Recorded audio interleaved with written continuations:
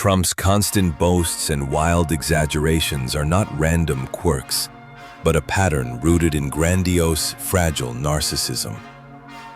Understanding that pattern helps explain why his rhetoric is so extreme and why it resonates with millions of Americans. Grandiose narcissism combines exaggerated self-importance with an insatiable need for admiration and a deep intolerance of shame.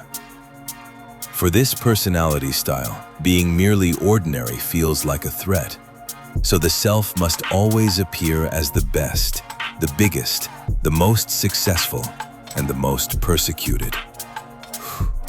Public life becomes a stage where every moment is used to prove superiority and crush any hint of weakness. Trump's bragging functions as psychological self-defense as much as self-advertising. When he inflates crowd sizes, dismisses bad polls, or claims unmatched achievements, he is not just trying to persuade, he is protecting a fragile self-image from humiliation. Any threat, criticism, unfavorable data, expert disagreement is met with denial, counterattack, or a louder, more grandiose claim that restores a feeling of dominance. In this style of leadership, factual consistency matters less than emotional impact. His statements operate as dominance displays rather than careful descriptions, projecting strength and certainty even when yesterday's truth contradicts today's. The ability to override facts becomes a test of loyalty. True believers show faith by trusting the leader's word over institutions, experts, or their own eyes.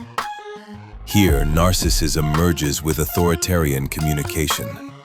Authoritarian leaders often rely on hyperbole, repetition, and absolute language to present themselves as infallible saviors surrounded by enemies.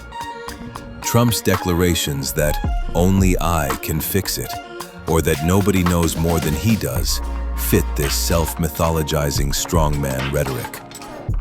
For many supporters, this behavior is not a flaw, it is the selling point. In a media ecosystem built on grievance and identity, his grandiosity reads as authenticity and strength, a blunt instrument smashing norms they believe were rigged against them. The psychology of his bragging is not just about one man's ego, but about how a wounded, inflated self can fuse with a wounded, inflated national identity and turn exaggeration into a powerful political weapon.